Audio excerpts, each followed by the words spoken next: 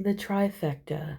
So I was just online a minute ago and three things hit my timeline, I guess you could say, in a row. One was a comment from a guy who called me insufferable damaged goods, which I think it should be insufferably damaged goods. But anyway, because I've been divorced twice.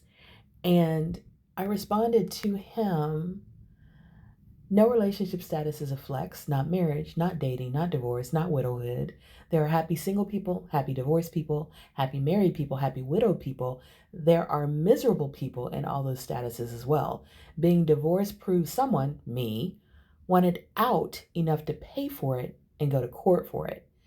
And your opinion is yours. It has no bearing on my life.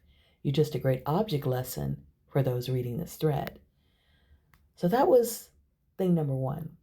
Thing number two that came across my timeline was an article about how single people who go out to eat alone have a lot of confidence, and they've done research studies on them. And one of the major things that they have is that they don't care or feel the need for external validation about choices that they're very comfortable with and confident in. And that's a lot of their choices. And so going out to eat doesn't bother them when they go out to eat by themselves. And so that kind of, to me, tied to the post, the comment that I had just made to this man. And I think that that's why so many men that comment on things that I write or say, they get thrown because they may be used to people, not just women, but people needing, wanting, craving, desiring external validation. And when they don't get it, those people backtrack, those people, you know, um, apologize, those people seem ashamed, embarrassed, taken aback, whatever, offended, whatever it is. But for somebody just to not care at all, it seems to surprise and sometimes even infuriate these people that are expecting that their opinion, the opinion of a stranger, is supposed to be validating to me or invalidating to me. And neither is the case. Third thing, I kind of stopped in the middle of a Shira 7 video that came up right after this because I'm like, okay, I'm going to go ahead and record this while it's on my mind.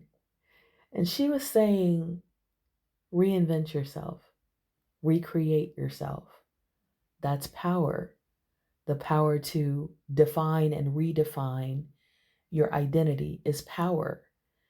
And I think, again, that goes in line with all three of those things because for so many decades, for so many centuries, even maybe even thousands of years, women have been defined by marriage and motherhood. And keeping a man was really, pushed on women. And that was like the major goal, like the whole, I guess, focus of your adult life was to get married and keep that man. But there are women and men who've decided that a relationship status is not the defining validation of their life. They've redefined themselves. They've redefined what motherhood means, what womanhood means, what success means, what failure means, what identity means, what so many things mean because they saw the conditioning and the control behind the conditioning in these definitions. And I remember years ago that I told someone, I'm divorced and I'm proud of it.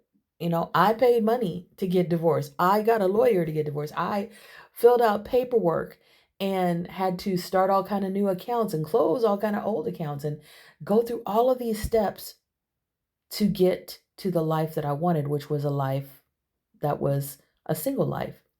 I'm proud of that. I did everything I could in my marriage to make it work. And when I realized that I was beating my head against a wall, I retired from that fight.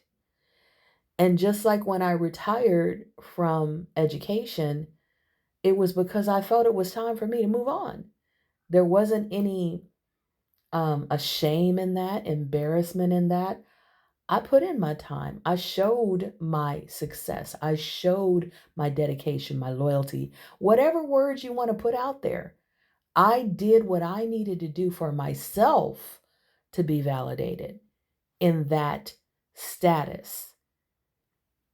And then after that validation was done, after I had done everything I could do, tried everything I could try, it was time for me to retire. So just like I felt no shame about retiring from my job that I spent 28 years at, I felt no shame in retiring from my first marriage that I spent 6 years in, and my second marriage that I spent almost 11 years in. Felt no shame at all, embarrassment at all, you know, and redefining yourself, recreating yourself, not being afraid to say, okay, I have been a wife for this many years, and now I'm going to be a divorced woman, and I'm going to recreate myself as a divorced woman.